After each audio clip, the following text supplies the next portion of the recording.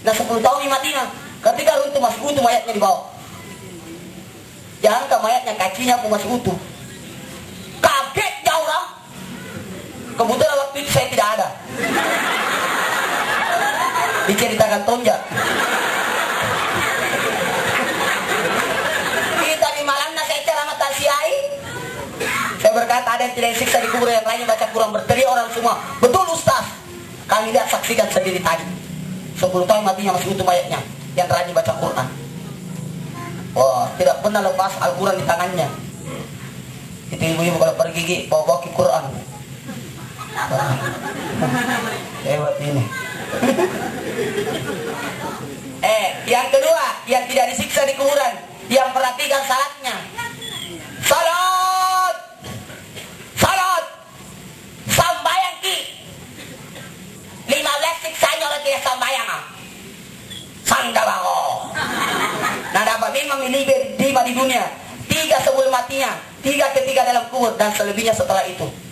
5 di dunia tidak berberkah umurnya, tidak diterima doanya, tidak dapat doa dari orang-orang beriman, terhina dari tanda orang saleh, dan tidak berpahala apa yang dilakukannya. Katanya sambayang. Dan ketika sakaratul maut, mati selesai, mati sakit, mati orang tidak salat lah.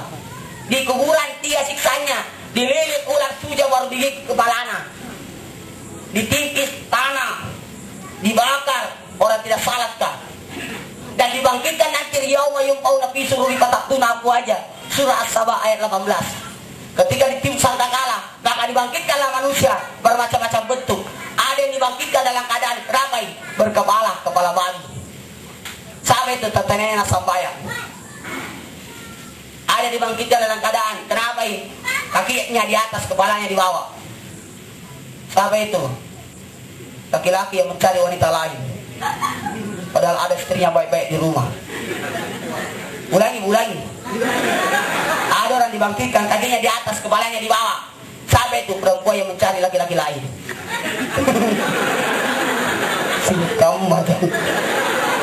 Ada dibangkitkan dalam keadaan butai. Sampai itu orang minum balok, minum minuman keras, dibangkitkan dari kemudian dalam keadaan buta. Kenapa bisa buta?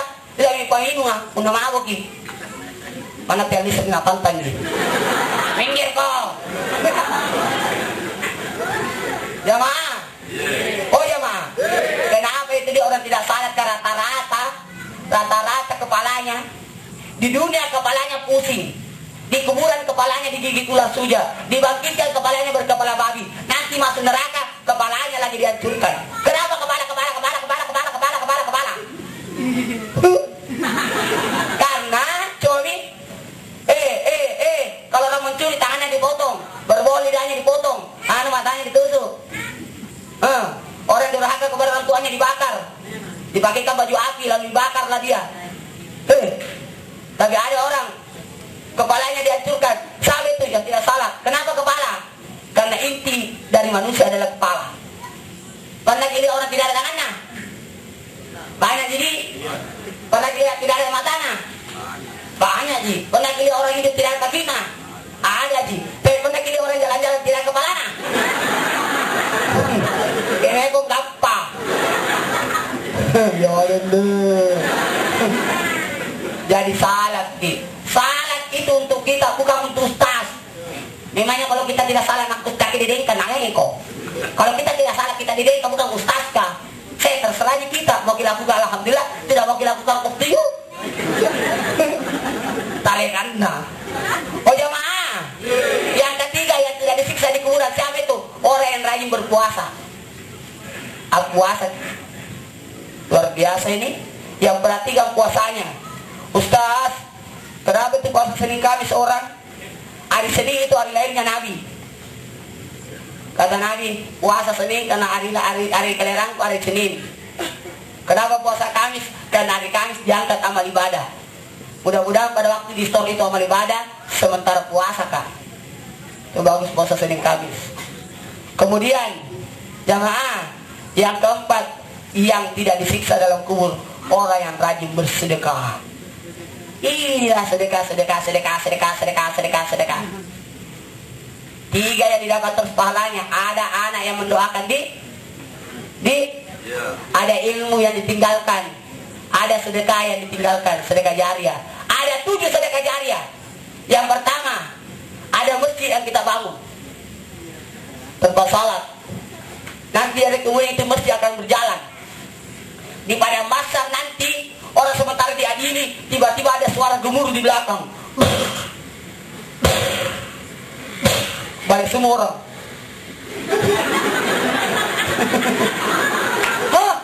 Ternyata masjid yang jalan.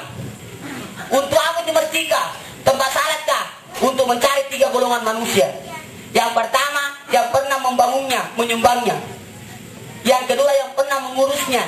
Kayak susah itu menjadi pengurus masjid Lebih susah pengurus masjid daripada penyumbang. Kalau menyumbang selesai nih, tapi yang paling susah itu pengurus masjid. Setiap ada masalah, penguruskan ngapa sih? Kenapa begini? Kenapa begini? Kenapa begini? Kenapa begini? Yakinlah, rata-rata yang suka protes pengurus masjid orang yang tidak ada sumbangannya. Orang yang banyak semuanya tidak pernah protes. Diam-diam gitu yang banyak semuanya. Tapi yang tidak semuanya banyak anak protes. Kenapa begini? Kenapa tidak lampunan? Balian nih. Saya mau cari tahu. Yang ketiga, yang dicari oleh masjid adalah orang yang pada salat di dalamnya. Jadi penyumbang ki, jadi pengurus ki, atau jadi jamaah ki. Itu 3 ini, luar biasa ini. Yang kedua, yang sedekah jariah, tadi masjid. Yang kedua Al-Quran. Ada Quran diwakafkan. Yang ketiga, ada sesuatu yang digunakan kemaslahatan umum. Makanya biasa kalau orang mati, biasa disumbangkan kasur, bajuna, apa-apana. Kenapa ini? Selama pakai orang itu, selama itu dapat pahala terus. Apalagi kalau orang rajin sembahyang pakai. Itu ranjangan di dalam. Ya kasur apa? Ya bayang. Kalau orang rajin salat itu kan dapat terus pahala, betul tidak? Luar biasa. Yang keempat, yang didapat terus pahalanya, ada mata air. Selama pakai terus itu airnya dapat terus pahala. Yang kelima, mata air, ada pengairan. Yang keenam, ada pohon yang ditanam. Selama tumbuh terus itu pohon, selama itu dapat pahala. Saya kira-kira ini pohon-pohon sebenarnya almarhum tanah ini. Selama ada terus itu pohon, selama itu dapat pahala. Yang ketujuh, membuat jalanan. Karena kita tidak bisa bikin jalanan, karena zaman-zaman pemerintah, maka bayarlah PBB tak. Dengan membayar PBB berarti Anda telah membantu pembangunan jalan. Iklan layanan ini dipersembahkan oleh kantor kelurahan. Jamaah, terakhir dari terakhir, karena kita membaca doa. Ada seorang sahabat datangi Nabi. Ya Rasulullah, mati di kedong orang tuaku, mati di kedong bapakku, mati dong di kedong mamaku. Masih bisakah saya berbuat kebaikan? Kata Nabi, masih bisa. Yang pertama, doakan. Yang kedua, sedekahlah dengan niat pahalanya untuk orang tua. Jadi apa yang disajikan ini, disumbangkan ini, semua ongkos-ongkos, niatkan pahalanya untuk orang tua almarhumah. Niatkan semua biaya-biaya ini. Yang ketiga, kata Nabi, cari sahabatnya orang tua tak. Sahabatnya mama tak, sahabatnya bapak tak, berbuat baik. Sama saja engkau berbuat baik kepada orang tuamu itu. Cari saudaranya mama tak. Karena saya dengar ini orang tua tak ini bersaudara 7 orang bersaudara. Beliau anak kedua, berarti banyaknya saudaranya, sepupu-sepupunya. Lihat semua itu keluarga saya. Anaknya 9 orang, ini luar biasa ya. Persis saya 9 orang gak bersaudara. 3 laki-laki, 6 perempuan, persis. Kenapa bisa pas-pas? Sama apa? Aku jadi malu. 5 yang dilihat dapat pahala, melihat Al-Quran, melihat air Zamzam, melihat Ka'bah, melihat wajah orang tua. Yang kelima yang dilihat dapat pahala, melihat wajah ustaz. Pandanglah wajahku.